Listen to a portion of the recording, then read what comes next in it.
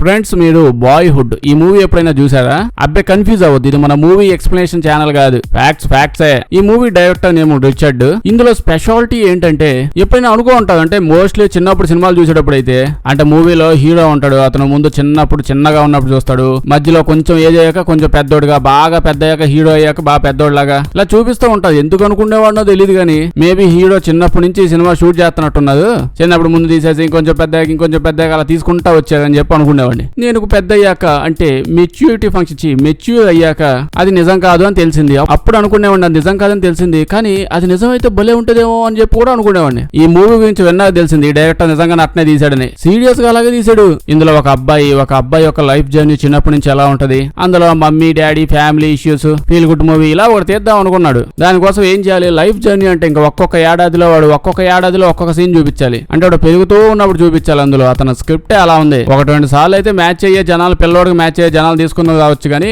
మాటికి ఏడాదికోసారి మ్యాచ్ అయ్యే అబ్బాయిని యాడ్ చేత కొత్తది. సో ఇది కష్టమైన పనిలో ఉంది. ఈజీగా ఈడు పెరిగేటప్పుడే సినిమా తీస్తే బాగుంటది కదా అని చెప్పి నిజంగా అట్నే చేసేది. లిటరల్లీ మూవీ 2002లో స్టార్ట్ చేస్తే 2013లో కంప్లీట్ అయింది. చిన్న పిల్లోడ్లా ఉన్నప్పుడు స్టార్ట్ చేసేది. అబ్బాయి పెరుగుతూనే ఉన్నాడు, సినిమా కూడా జరుగుతూనే ఉంది. దీనివల్ల డైరెక్టర్ కే తెలియకుండా, అంటే ఇది స్పెషల్ గా అతను చెప్పింది, మామూలుగా అయితే ఒక స్క్రిప్ట్ ఆ పిల్లోడిని సెలెక్ట్ చేశాక ఒక స్క్రిప్ట్ అనేది రెడీ చేసుకున్నారు. బట్ ఆ స్క్రిప్ట్ లో ఉన్నది ఇలా ఒక్కో సంవత్సరం ఒక్కోసారి అప్డేట్ అవుతా పోయావు. ఎప్పుడో ఏడాదికి ఒకసారి షూటింగ్ పెద్ద కొద్దీ అబ్బో జనాలు చేంజ్ అయిపోయాయి, థాట్స్ చేంజ్ అయిపోయాయి, కొత్తగా రాద్దాం అని చెప్పి ఎప్పటికప్పుడు చేంజ్ తీసుకుంటా పోయేది. షూటింగ్ అంతా అలాగే అయిందంట.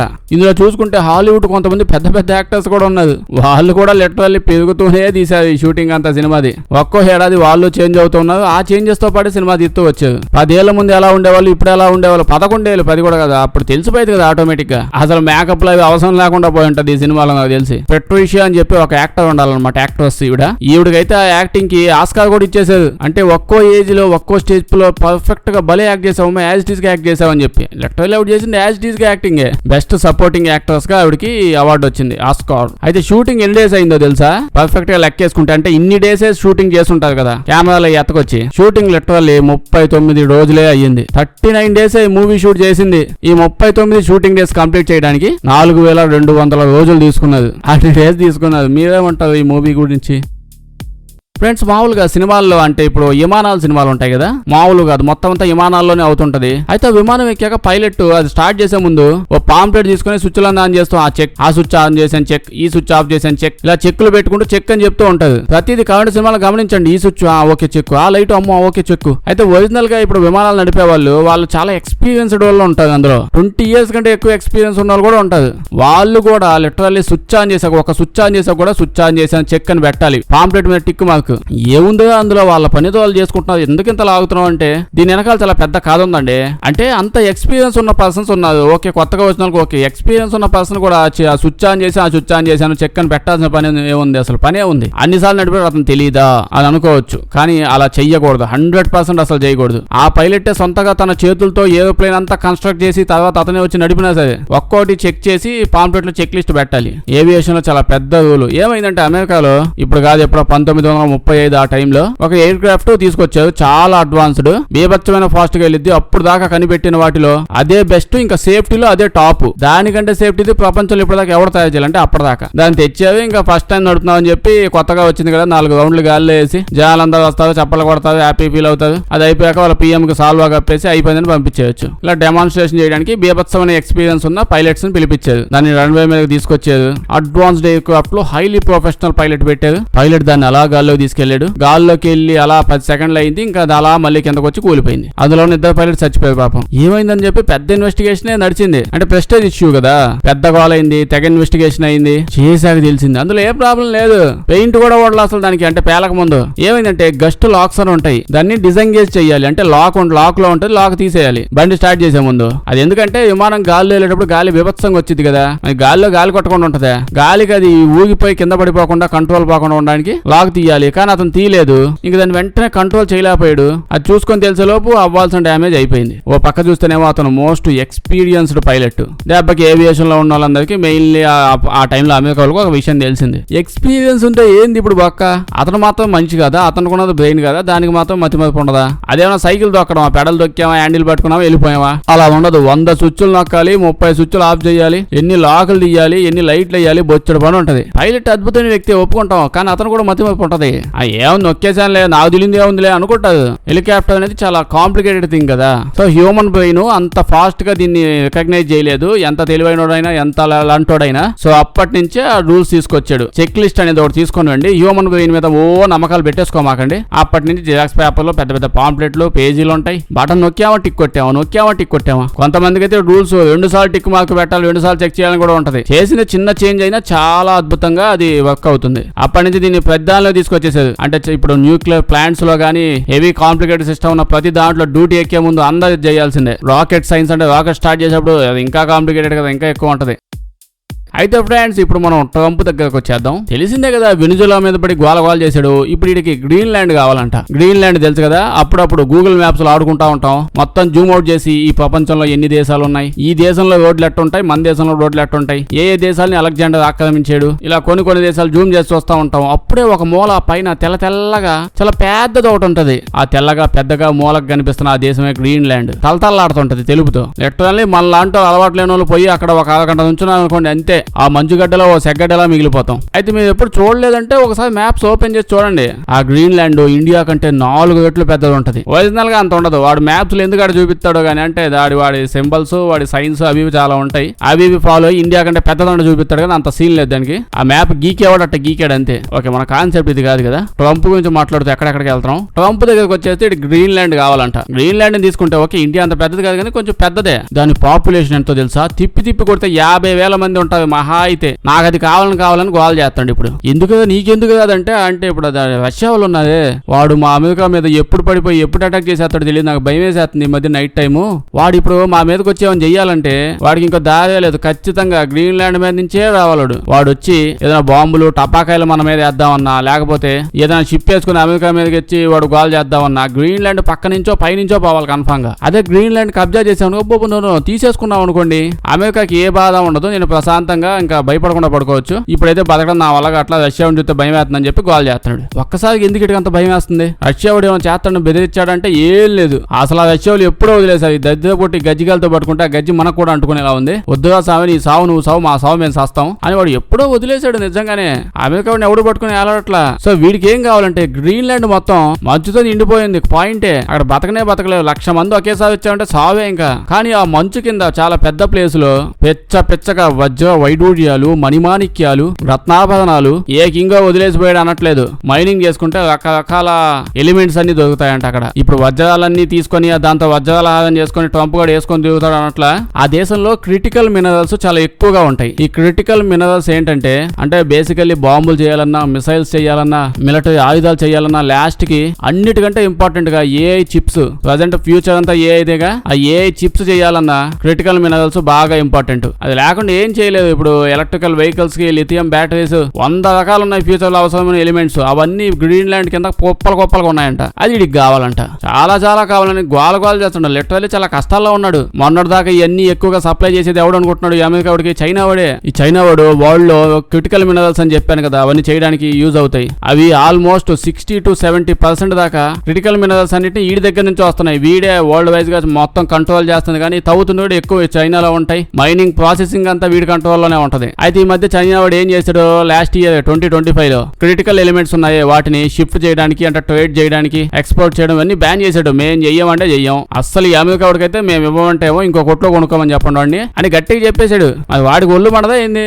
అది దానికి శాంక్షన్లు వేస్తాను, మీ సామాన్లు ఆపేస్తాను అంటే వాడికి మండిద్ది. అయితే ఈ మధ్య ఏమవుతుంది, వాడికి ఇంకా చాలా ఎలిమెంట్స్ చాలా అవసరం. వాడికి ఏమో అసలు ఎవడు ఇవ్వట్లేదు. మెయిన్ గా ఇచ్చేవాడు వీడు తగ్గిపోయాడు. ఇంకో పక్క చూసుకుంటే యుఎస్ లో మోస్ట్లీ రిపీటెడ్ గా ఈ F-35 జెట్ నే యూజ్ చేస్తూ ఉంటుంది. దాన్ని తయారు చేయాలన్నా కేజీలు మినరల్స్ కావాలి. ఇది చేయడానికి ఆ మినరల్స్ అన్ని చైనా వాడు ఇచ్చేవాడు. ఇప్పుడు ఇట్లా యుఎస్ఆ పరిస్థితి ఆలోచించండి. ట్రంప్ గడి పరిస్థితి ఏంది? ఇప్పుడు వాడికి అమెరికా వాడికి కోపం వచ్చేసి చైనా మీద ఎప్పుడన్నా ఒక మిసైల్ వేద్దాం అని చెప్పి అనుకున్నాడే అనుకోండి. ఇప్పుడు చైనా వాడి దగ్గర వాళ్ళందరూ పోయి బాబు ఒక్క 4 కేజీలు మినరల్స్ ఇచ్చామంటే ఒక చిన్న మిసైల్ తయారు చేసుకుని దాన్ని మీ మీదకి ఇయ్యాలి నాయన, ఇయ్యండి అని చెప్పి అడక్క తినే స్టేజ్కి వచ్చేసాడు. ఈ ట్రంప్ గడేదో వాడి దేశాన్ని చచ్చచ్చామలం చేద్దామని వచ్చాడు. కానీ ఈ దెబ్బకి ఇప్పుడు సత్తనాడు. అందుకనే బాగా ఎతికితే చుట్టుపక్కల అన్నున్నా నాకు అవేం వద్దు, నాకు అదే కావాలని చెప్పి అంటున్నాడు. అయితే మనం అనడానికి మాటికి ట్రంప్ అని వాడి మీద ఇప్పుడు గోల్ చేస్తున్నాం కానీ వాడు తప్పేం ఎక్కువ లేదేమో నాకు అనిపిస్తుందండి. వీడికి ఇంత నాలెడ్జ్ ఉందా అసలు? నాకు తెలిసి అమెరికా వాడే. అమెరికా అంటే ఏంటి, వాళ్ళ డిఫెన్స్, మిలిటరీ, వాళ్ళ గవర్నమెంట్, అందులో ఉండే బ్యాచ్ వాళ్ళందరూ కలిసి అబ్బా కరెక్ట్ దొరికాడు, వీడి పేరు చెప్పేసి అంతా వీడి చేంజ్ చేసుకుందాం,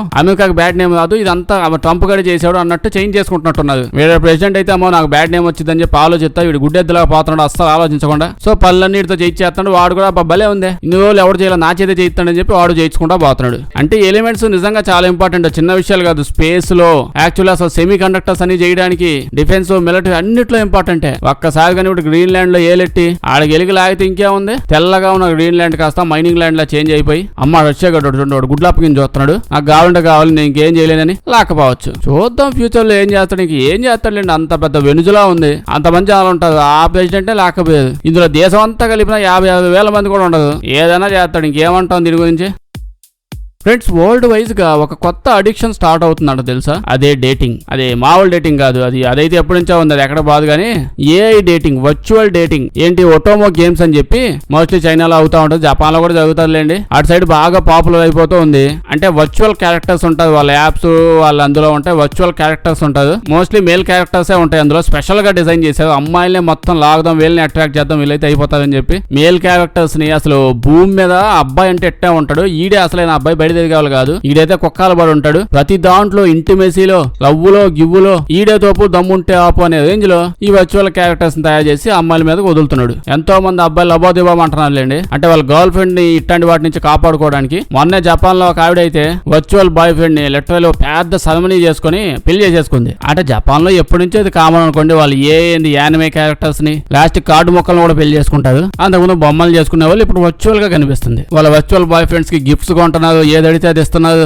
ఏం చేసినా డబ్బులని పోయేది ఆ గేమ్ ని, దాన్ని డెవలప్ చేసినోడికే. వీళ్ళు మొత్తం నా బాయ్ ఫ్రెండ్ కే కొంటున్నా, వాడికే కొంటున్నా తెగ ఫీల్ అవుతున్నారు. అసలైన అడిక్షన్ లో ఉన్నారులేండి. ఇప్పుడు ఏఐ అని చెప్పి ఆ యాప్ లో అదే అవసరం లేదు. చాట్ జీపీటీతో కూడా అట్నే తయారైంది. వాడు కూడా లాస్ట్ కి బాయ్ ఫ్రెండ్ మాట్లాడినట్టు మాట్లాడతారు. కావాలంటే చెక్ చేసుకోండి, అడగండి. కావాలంటే చాట్ జీపీటీని, ఏ చాట్ జీపీటీ ఇప్పటి నుంచి నా బాయ్ ఫ్రెండ్ వి అలాగే బిహేవ్ చేయంటే వాడు చెప్తాడు, నేను ఈ మాట ఎప్పటి నుంచో చెప్పాలనుకుంటున్నాను, నేను కూడా నీతో, నేను అసలు ఎప్పటి నుంచో అలాగే బిహేవ్ చేస్తాను, నువ్వు ఇప్పుడే తెలిసింది, నువ్వు కూడా అలాగే బిహేవ్ చేయని చెప్పి అంటాడు. కొంతమంది సోషియాలజిస్టులు అయితే ఏమంటున్నారు, ప్రజెంట్ ఇంకా నెక్స్ట్ బిజినెస్ ఈ వరల్డ్ అదే అవ్వబోతుంది, పెద్ద బిజినెస్.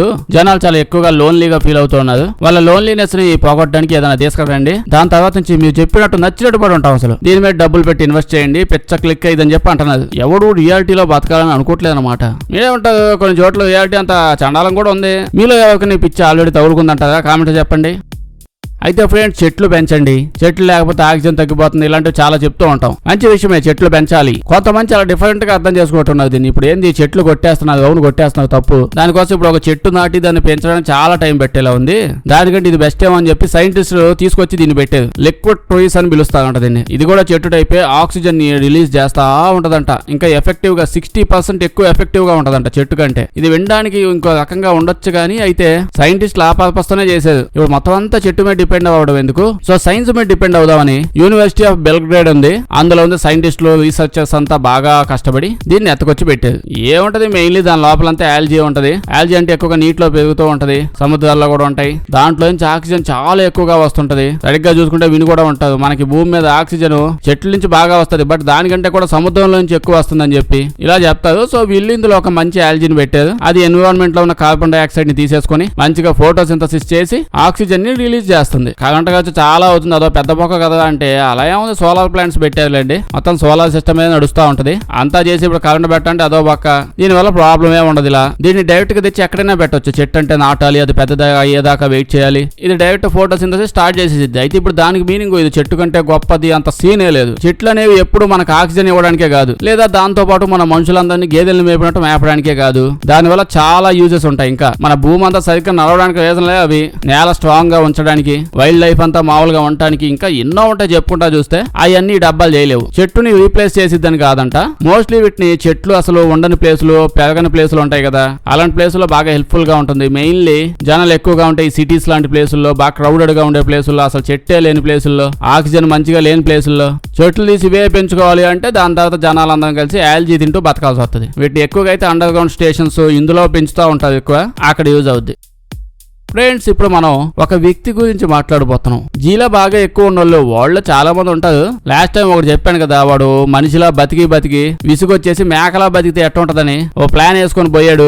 ఈడు కూడా అదే టైపోడు. అంటే ఓ కొత్త వరల్డ్ రికార్డు క్రియేట్ చేద్దాం అనుకున్నాడు. అంటే నేలలో కప్పెట్టేసామనుకోండి, ఇప్పుడు చచ్చిపోయాక ఏం చేస్తారు, ఆ శవాన్ని తీసుకెళ్లి డబ్బాలో పెట్టి భూమిలో కప్పెట్టేస్తారు. ఇలా 61 days పాటు భూమిలో వీడి కప్పెట్టేసుకొని కొత్త వరల్డ్ రికార్డ్ ని Guinness world book of records లో ఎక్కిద్దాం అంటే వీడు ఎక్కుదామని ఫిక్స్ అయ్యాడు. మైకెల్ మీని అని చెప్పి ఉన్నాడు అతను. ఇతనికి అద్భుతమైన ఐడియా తట్టింది. ఫస్ట్ గా దీనికోసం ట్రైనింగ్ కూడా తెచ్చుకున్నాడు. ఒక కాఫీను ఆ డబ్బా ఉంటలా పెట్టా శవపేటిగా తీసుకొచ్చుకున్నాడు. వాళ్ళ ఫ్రెండ్స్ అందరూ క్లబ్ లో ఎంజాయ్ చేస్తుంటారు, ఆడే తెప్పించుకొని రెంట్కి తెచ్చి పెట్టుకుని అందులో లోపల ఉండి ట్రైనింగ్ తీసుకున్నాడు గట్టిగా. దీన్ని అయితే తీసుకొచ్చాడు, దాంట్లోనే ఉన్నాడు. లోపలికి వెళ్ళాడు, లోపల ఉండే తాగడం తినడం ప్రతిది అలా పడుకోనే ఉండడం తెగ ప్రాక్టీస్ చేశాడు, బాగా చేశాడు. ఇంకా యుద్ధానికి వాడు వెళ్ళగలడు అని వాడికి నమ్మకం వచ్చాక ఇంకా పాంప్లెట్లు వేసి అందరు పంచి అనౌన్స్మెంట్లు చేశాడు, ఇలా చేయబోతున్నానని చెప్పి. దీని తర్వాత వీడి కోసం స్పెషల్ కాఫీని చేశారు, మంచిగా తయారు చేసి పెట్టుకున్నాడు. వెళ్ళడానికి రావడానికి తినడానికి అన్ని అందులోనేగా. 61 days కదా, ఇప్పుడు దీన్ని నిజంగా పూడ్చిపెట్టాలి. ఆ మొన్నట్లాగా అంటే ట్రైనింగ్ అప్పుడు లాగా ఇంట్లోనో కాఫీ డబ్బాలు అలా పెడితే అవ్వదు, సీరియస్ గా పూడ్చిపెట్టాలి. దాన్ని అలా తీసుకెళ్తున్నప్పుడు సిటీ మొత్తం వచ్చిందండి. వాడు అంత పెద్ద పబ్లిసిటీ చేశాడు, 61 days పాటు నేను శవం అయిపోతున్నాను అని చెప్పి. రండి వచ్చి చూడండి అని. సిటీ అంతా వచ్చింది, ఈడెవడో తెక్కలో బలే ఉన్నాడు అని చెప్పి. అయితే పరికి మళ్ళీ అందరికీ చెప్పాడు, కానీ వాళ్ళ వైఫ్ కి ఈ విషయం చెప్పడం మర్చిపోయాడు. వాళ్ళ వైఫ్ పాపం ప్రెగ్నెంట్, హాస్పిటల్ ఉంది, తెలియదు ఈవిడికి కూడా. చెప్పకుండా ఇంకా వాళ్ళ ఫ్రెండ్స్ అందరు కలిసి ఊరేగింపులతో పాటు పోయడమ్మా, ఒలింపిక్ గోల్డ్ మెడల్ గెలిచి వచ్చినట్టు అలా ఊరేగింపు చేసుకుంటూ తీసుకొచ్చి శ్మశానంలో పడేశారు వాడిని. ఈ విషయం వాళ్ళ వైఫ్ తెలిసిపోయింది. అంతే రేడియోలో వింటుంది, ఎట్ట ఒకటి జరుగుతుంది, ఎట్ట ఒకటి చేస్తాడని చెప్పి. ఈడు మా ఆయన అని చెప్పి ఇప్పుడు అర్థమైపోయింది. వెంటనే వచ్చేసి ఇక్కడికి శ్మశానంలో పచ్చిగా తిడుతుంది. ఓదే నీ అంత ఎదవ నా జీవితంలో చూడలేదు, నువ్వు తుప్పాసులను చాలా చేస్తావని తెలుసు, లాస్ట్ కి ఇక్కడ దాకా పోతావని అనుకోలేదు. అంటే లాస్ట్ కి అయితే నీ అంత స్టూపిడ్ ఫెలో ఎవడు లేడని చెప్పి తిట్టింది. అయినా వాడు అలా వాడు చెప్పాడు, నేను స్టూపిడ్ కాదు, 61 days అయ్యాక ఆ విషయం నీకు తెలుస్తుందని. నిజంగానే 61 days పాటు ఆ డబ్బాలో అట్నే 7 డబ్బాలో పడున్నాడు. అది కంప్లీట్ అయిపోయింది, సర్వైవ్ అవ్వగలిగాడు. పడుకున్నాడు, మామూలు విషయం కాదు. బయటకు వచ్చాక వాళ్ళ ఆవిడ చెప్పింది కదా నీ అంత